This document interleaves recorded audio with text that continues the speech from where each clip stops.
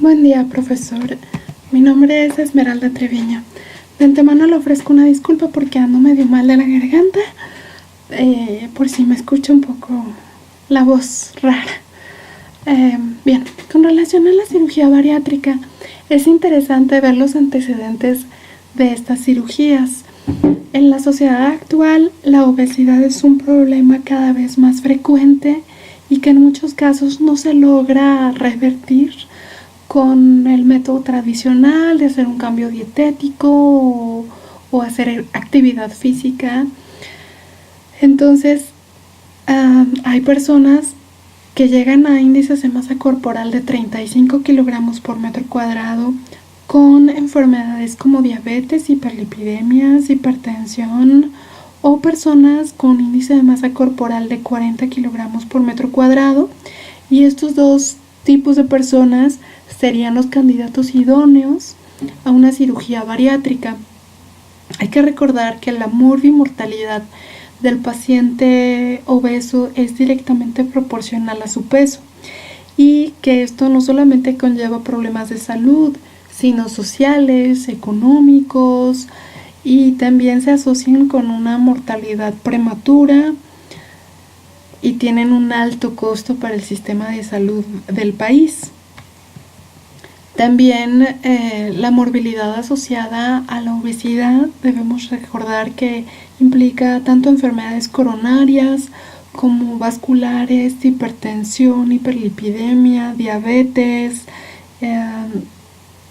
hipoventilación, apnea del sueño, la muerte súbita, la cirrosis idiopática, en fin, es una larga lista de patologías que pueden, una de dos, revertirse o por lo menos detener el progreso si se logra una disminución dramática del peso del paciente. Este es el caso, o esto es lo que ofrece una cirugía bariátrica. Se considera una cirugía bariátrica exitosa en la medida que logra al menos una reducción del 50% del sobrepeso o del peso inicial. ¿Quiénes son candidatos a esto? Ya vimos en cuanto a las condiciones del índice de masa corporal. En cuanto a las edades, pues hasta hace poco los candidatos ideales eran de 18 a 65 años. Actualmente se ha visto que tanto personas más jóvenes como adultos mayores de 65 años pueden también ser candidatos a practicarse estas cirugías. ¿Quiénes no? Bueno, personas que sufren alcoholismo, alguna drogadicción, alguna patología psiquiátrica o en general un paciente que sea incapaz de comprender de qué se trata la operación, cuáles son sus riesgos, cuáles son sus beneficios y cuál es el cambio en su estilo de vida que debe de tener para que esta operación siga de forma exitosa. Bien, en cuanto a los tipos de cirugía que estudiamos en esta semana, podríamos resumirlos en tres: el bypass gástrico, la banda gástrica ajustable y la gastrectomía vertical. Antes de hacer cualquiera de estas cirugías bariátricas, hay que hacer una evaluación preoperatoria. Esta debe hacerse por parte de un médico bariatra y de un nutriólogo. También se hace en algunos casos necesaria u obligatoria la evaluación psicológica, ya que decíamos que es muy importante que el paciente conozca tanto los riesgos como los beneficios reales de esta operación. De entre las tres técnicas que se van a tener a disposición, se puede elegir de acuerdo al índice de masa corporal del paciente, al riesgo perioperatorio, de acuerdo a cada paciente, las variables metabólicas, si hay comorbilidades asociadas, también obviamente la preferencia en sí del cirujano, del paciente y de la institución donde se vaya a realizar esta operación. Empezamos con el bypass gástrico. Es, digamos que, el procedimiento quirúrgico estándar para el tratamiento de la obesidad mórbida. Ha tenido buenos resultados a largo plazo y consiste básicamente en la creación de un pequeño reservorio gástrico a expensas de una curvatura menor en el estómago. Hay dos tipos o dos procedimientos para hacer el bypass. Uno es la cirugía abierta y la otra es vía laparoscopía. Obviamente el bypass laparoscópico tiene menores complicaciones, menor riesgo de mortalidad, pero pues no es nulo. De hecho, me parece personalmente que esta es una de las cosas que se le deben declarar al paciente, aunque sea una operación de bypass, aunque sea de tipo laparoscópico, no deja de ser un procedimiento quirúrgico y como tal presenta riesgos o complicaciones que pueden ir desde algo muy sencillo y controlable en el quirófano hasta la muerte. Entonces esto lo tiene que tener muy claro el paciente. También hay que hablarle de cifras, de condiciones, o sea, no tampoco espantarlo, pero sí que esté muy consciente de cuáles son las consecuencias posibles de una operación. Bien, de hecho, la mortalidad del bypass por vía laparoscópica es de 0,09%. En cambio, cuando la cirugía es abierta es del 0,12%. Es un índice realmente muy bajo, pero no debe uno de dejar de mencionárselo al paciente. Ahora bien, decíamos, se considera exitoso un tratamiento quirúrgico que produce al menos 50% de pérdida del exceso medido a un año. Por lo que estuve leyendo, todas las cirugías bariátricas miden su éxito en porcentaje de reducción de peso y lo hacen normalmente a 1 año, a 2 años y hasta 5 o 6 años para ver qué tan sostenible fue esta reducción de peso. En el caso del bypass, los resultados son buenos. De hecho, la mortalidad por enfermedad coronaria, por diabetes y por algunos tipos de cáncer en pacientes que se realizaron el bypass se redujo en un 40%. Lo que es muy triste es que el índice de suicidios se incrementa en pacientes que se han practicado el bypass. Me parece que esta tasa tiene que ver con lo que hablábamos hace rato de plantearle al paciente un escenario realista de lo que significa esta operación en términos de resultados y en términos de un cambio de hábitos o un cambio de vida al que él tiene que comprometerse de manera postoperatoria. Si el paciente no tiene claro esto, puede ser una de las causas por las que se incrementen los índices de suicidio ante estas operaciones, si el paciente después de 5 años recupera el peso que tenía, producto de no haber seguido todas estas indicaciones postoperatorias. Bien, continúo con la gastrectomía vertical. En inglés estamos hablando del sleeve gastrectomy, por lo cual en algunos casos se le encuentra en textos en español como gastrectomía en manga, aunque según la literatura lo más adecuado es decir gastrectomía vertical. Bien, las ventajas que tiene este método pues son resultados comparables al bypass gástrico. Tiene una morbilidad acotada. De hecho, también se puede hacer vía laparoscópica. Tiene una resolución o más bien da unos resultados de aproximadamente 85% a 1 año, lo cual también es bastante buena. La técnica para la gastrectomía vertical es dejar un estómago tubular a expensas de la curvatura menor y extirpar del 85 al 90% del estómago. También tiene complicaciones. La más frecuente es el sangrado, la más temida es la filtración, la más dramática es la muerte. Los resultados a un año es del 59 al 86%, realmente muy buenos resultados comparables con el bypass gástrico. Y a 6 años podríamos hablar del 56% de éxito, también una cifra bastante favorable.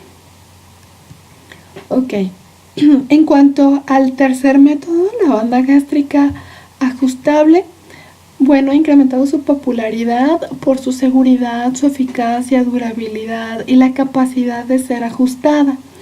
En general es la instalación también vía laparoscópica, lo cual le da ventajas perioperatorias. Es la instalación de un dispositivo de silicona que consta de una banda que se instala de manera intraabdominal y está conectada de forma hermética con un catéter que sale del abdomen. Las complicaciones también las hay, de hecho casi siempre son tardías o postoperatorias. Las complicaciones perioperatorias apenas son del 1,6%. En cambio, podemos hablar de erosión de la banda, de deslizamiento de la banda, lo cual si se desliza la banda puede provocar una urgencia quirúrgica porque dejas al paciente sin alimento, ¿no? La dilatación gástrica, también la desconexión, filtración, infección. Como decía, todo procedimiento quirúrgico tiene sus complicaciones y la más grave de ellas, la mortalidad, estamos hablando de un 0,02%, muy bajo. Los resultados, pues decía que es resultados muy comparables al bypass. Perdón, no es cierto, estoy en la banda gástrica ajustable. La gastrectomía vertical es la que tiene resultados comparables al bypass. La banda gástrica ajustable tiene aproximadamente un 47% a un año. Entonces tiene la banda gástrica ajustable con relación al bypass tiene resultados menores. Bien, entonces en general, comparando las tres técnicas, el bypass gástrico va a tener mayor pérdida de peso que con la banda gástrica ajustable, pero entre el bypass gástrico y la gastrectomía vertical tienen más o menos los mismos índices de éxito. Los riesgos realmente son bajos en todos, siempre en las tres técnicas, siempre y cuando sea vía laparoscopía. Y bueno, en general el bypass gástrico y la gastrectomía vertical son las técnicas más usadas a nivel mundial. Bien, esto es el resumen de lo que estuve leyendo en la semana. Personalmente, mi comentario es que sería una lástima encontrarme con un paciente que ha llegado a una condición tal que la requiera, que sea su única opción. A mí me gustaría más tener pacientes, si no míos, pero en general, que hubiera gente que se concientizara y en el momento en el que empieza a tener sobrepeso, empezar a tomar acciones, cambios dietéticos, cambios en su actividad física que le permitan de una forma mucho más natural, mucho menos riesgoso, mucho más sencilla regresar a un peso adecuado y que no genere estas patologías asociadas al exceso de peso.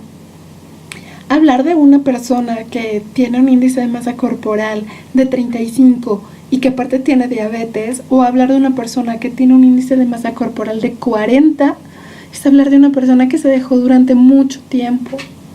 Y eso, me parece que ese es el compromiso que como nutriólogos apenas estamos estudiando, pero que como nutriólogos debemos de tener, ¿no? Apuntar más de una manera social hacia la educación nutricia, apuntar más a que desde la infancia temprana las personas tengan educación nutrimental, que lean las etiquetas, que sepan qué es bueno para ellos, que desmitifiquen algunos productos que son pues bastante malos en términos de un alto aporte calórico y un bajo aporte de micro y macronutrimentos, y por otro lado también que desmitifiquen productos que son al revés, ¿no? Son grandes alimentos con muchos beneficios, pero que no han sido explotados, por así decirlo, en beneficio de nuestra alimentación. Entonces la cirugía bariátrica realmente me parece como la última opción, muy buena opción para pacientes que ya están teniendo problemas con esas patologías que todos las conocemos y que tienden a estar asociadas al exceso de peso. Entonces, una persona que ya está con consecuencias graves de diabetes, con consecuencias graves de hipercolesterolemia,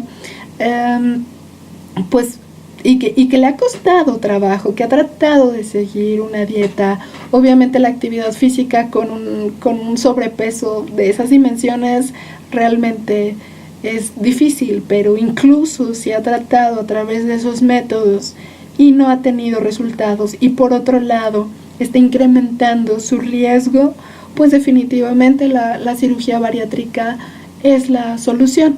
Pero repito, lo ideal sería que nadie en esta sociedad tuviera que llegar a esos índices de masa corporal y a ese tipo de soluciones tan dramáticas si el peso, el sobrepeso no se gana de un día para otro, ¿no? Y menos un sobrepeso de esas dimensiones. Personalmente, repito, yo apunto hacia una educación nutricia que nos haga de manera gradual tener un peso adecuado. Bien, ese es el primer tema de este video. El segundo tema es la dieta de los grupos sanguíneos. Esta dieta está desarrollada por el doctor Peter J. D'Adamo y hace una distinción entre tanto los alimentos como el tipo de personalidad y el ejercicio que le es más favorable a las personas de acuerdo a su tipo sanguíneo. Distingue a varios grupos sanguíneos. El A, que es una personalidad más tranquila, busca no estresarse, tiene un estilo de vida agrario, o más bien tiene antecedentes en personas de hace mucho tiempo, agrícolas. Entonces a esta persona le va a venir bastante bien el consumo de verduras, de frutas, de cereales. El grupo B lo considera como el asimilador, es adaptado a los nuevos climas, viene de las regiones del Himalaya y de los Urales. Y el grupo AB, que viene a ser una combinación de los dos anteriores, que es un grupo realmente raro dentro de la población mundial, y el grupo más antiguo y más básico dentro de los grupos sanguíneos, que es el grupo O. A este grupo le favorece un poco más la carne.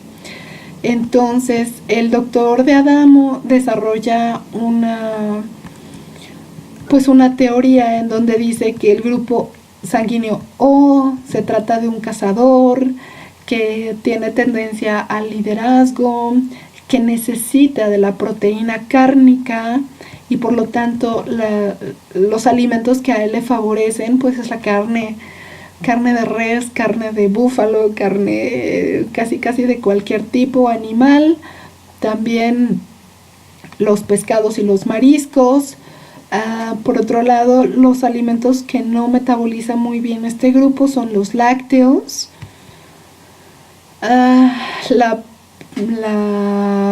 algunas frutas y semillas tampoco los metabolizan muy bien, pero básicamente como la característica de este grupo es que es muy cárnico.